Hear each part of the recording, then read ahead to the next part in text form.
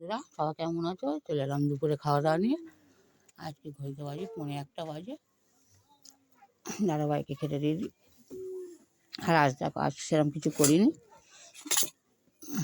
আগে তৈরি শাক ভাজা খাবে তো? হ্যাঁ, শাক ভাজাটাকে খাক। আর একা একা দেখাই তোমাদের কী করেছি। দেখা এখনও ধোঁয়া উঠছে হাতে। সবে রান্না করে উঠেই তো দাদাভাই দেরি হয়ে যাচ্ছে, উনি তো অস্থির হয়ে যায়।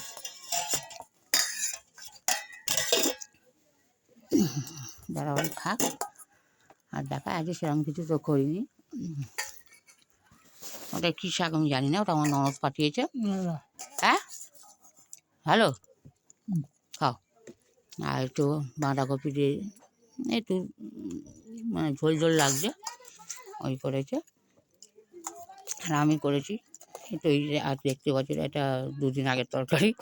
এটা আমি গরম করেছি, হয়তো দাদাভাই খাবে না। আর দেখো এটা করেছি নতুন, আর যে কচুরলতিটা আজকে এইভাবে করেছি।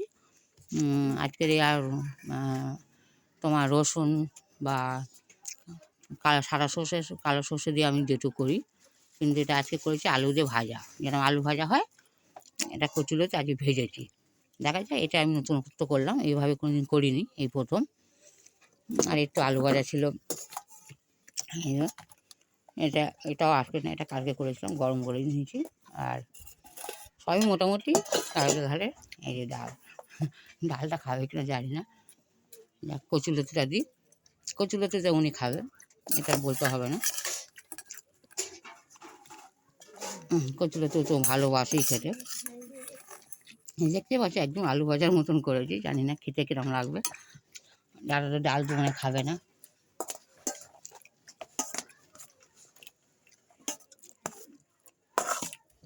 খেয়ে দেখো আজু ভাজাটা কিরম হয়েছে বলবা, কিরম হয়েছে বলবে। খেয়ে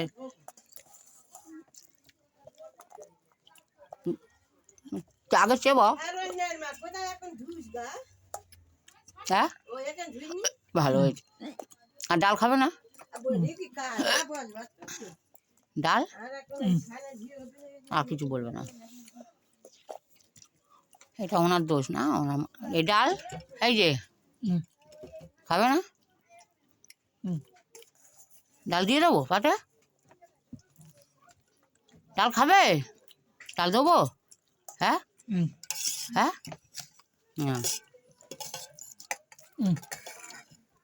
ও ডাল খাবে না, ও ডাল খাবে না। উনি এইটাতে খাবে, এই দেখো রয়েছে এইটাতে খাবে, ও তো দেখে নিয়েছে। সরিয়ে দিই। এটা যদিও আজকের না, এটা কালকে ঘরের তরকারি। এই দেখো কতটা তরকারি রয়েছে, মাংস তরকারি, মুরগির মাংস। ও এই দেখাবে। এটাও দেখতে পাচ্ছি ধোঁয়া উঠছে, এই দেখো না, এখন হালকা হালকা ধোঁয়া উঠছে সবেই। এটা যদি লাস্টে আমি গরম করেছি। দাদাভাইকে দিয়ে দিই, খেয়ে নিই। আসলে এক হাতে ক্যামেরা ধরা আর এক হাতে দেওয়াটা খুব কোথায় পড়ে যাচ্ছে, বিছানার উপরেই খাচ্ছে ও। গরম গরম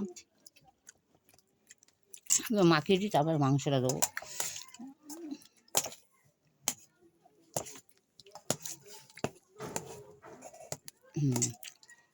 আর দুপুরবেলা এই আমাদের লাঞ্চ বলো, দুপুরের খাওয়া বলো, এইটাই আজকে। আর মোটামুটি রাতে একটু ইচ্ছা আছে রুটি ফুটি করবো, দেখা যাক। তবে মাংস তরকারি সত্যি বন্ধুরা, হয়তো আমি কালকে, এখন তো দাদাভাই খাচ্ছে, কিরম কী বলে জানি না, কিন্তু আমি যখন খেলাম দুপুরবেলা খুব সুন্দর হয়েছে মাংসটা। এক কথা বলতে বলে অসাধারণ। দাদাকে 1 পিস মাংস দিই, এই মাংসটা দিই, এতে মাংসটা আছে। উনি তো হাড়টা খেতে পারে না, ওই জন্য একটু মাংস দিলে খেতে পারবে না। আর হাড়টা থাকলে ফেলাই দিতে হবে। এইগুলো একটু মাংস আছে, এগুলো দিই, কিন্তু ও খেতে পারবে। হাড় দিলে বন্ধুরা আগে তো তবে বন্ধুরা কার কিরকম ভালো লাগে জানি না, আমার তো সেইটা হাড়টা নিয়ে ঢোকাচ্ছে। ও তো বললাম তো মাংসের মধ্যে হাড় লেগে রয়েছে, ওটা হাত দিয়ে ধরে ছিঁচেটা খাবে। আমার তো মুরগির মাংসের হাড়টাই খুব ভালো লাগে। মানে ওই যে একটা চিবিয়ে খেয়ে মজাটাই আলাদা। আর এমনি নেট যে মাংসটা হয়, যেমন এই যে সলিড পিস, এই পিসগুলো যেন আমার খুব একটা ভালো লাগে না খেতে। সেই মাংসটা তুলছো, হ্যাঁ ওটা বলছি না হাত দিয়ে নেবে, ওটা চামচে করে তুলছে।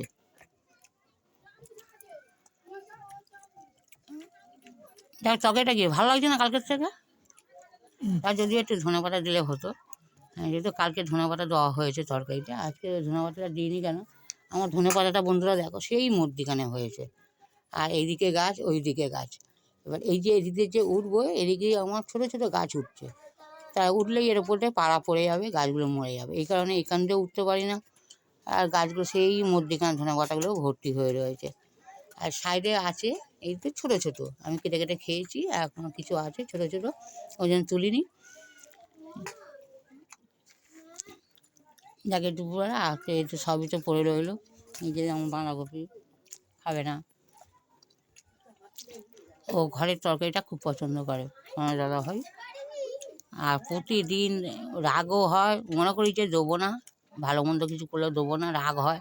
প্রতিদিন বিছানায় পটি করছি, কালকে রাত 10টায় আমি চেক করেছি, চেক করতে দেখি যে পটি করে আসে। আবার সেই রাত 10টার সময় আমি আবার ওনার পটি চেঞ্জ করে জামা প্যান্ট সব ভিজিয়ে দিয়েছে, সেগুলো সব খুলে আবার নতুন করে পরিয়ে দিয়ে তারপরে শোলো। আমি আসলে বুঝতে পারতাম না, রাত 10টার সময় যখন আমি তখন জাগাই রয়েছি, দেখছি উনি উসপাস করছে। আমাদের উনি এখানেই থাকে, আমি থাকি ভিতরে, তবে আমার জানলা একটা জানলার এপার ওপার আমরা দুজন থাকি। তা রাত তখন 10টা বাজে, তখন দেখি ও উসপাস করছে, আওয়াজ হচ্ছে। তখন আমি ভাবছি কী হলো, দেখি নিশ্চয় হয়তো টয়লেট ফয়লেট করে ফেলেছে বলে। এবার আমি বারান্দায় এসে ওনাকে লাইট জ্বালিয়ে মশারিটা খুলে আসি, কী হয়েছে, প্যান্টে হাত দিয়ে দেখলাম পুরো টপটপে ভিজে। আমি নামও চেঞ্জ করে দিই বলে, নামতে গিয়ে দেখলাম যে উনি পটি করে শুয়ে আছে, ওই জন্যে উসপাস করছে। আবার সেই রাতে আবার সেই জামা প্যান্ট খুলে ভালো করে ধুয়ে তারপর আবার ভালো করে জামা কাপড় পরিয়ে দিয়ে তারপর আবার শোয় উনি।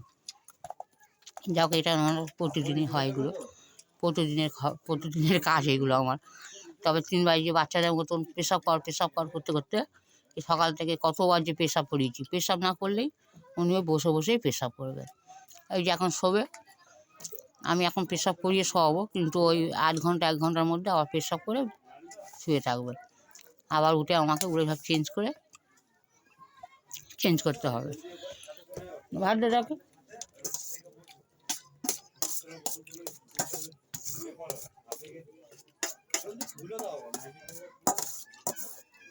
হ্যাঁ, দেখি মাংসটা দেখি করে দিই আমি। এই যে এই যে হাড়, এই দেখতে পাচ্ছি মুরগির মাংস, এই যে হাড়টাকে ফেলাই দিলাম, এই যে হাড়টা সাইডে রেখে দিলাম, ওই হাড়টা খেতে পারবে না।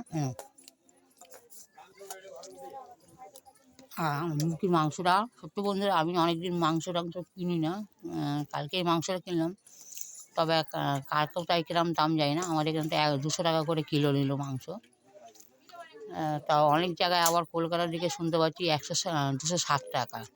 যেমন কালকে আমার সেঁজি ভাই বললো যে 260 টাকা করে ওখানে মুরগির মাংস।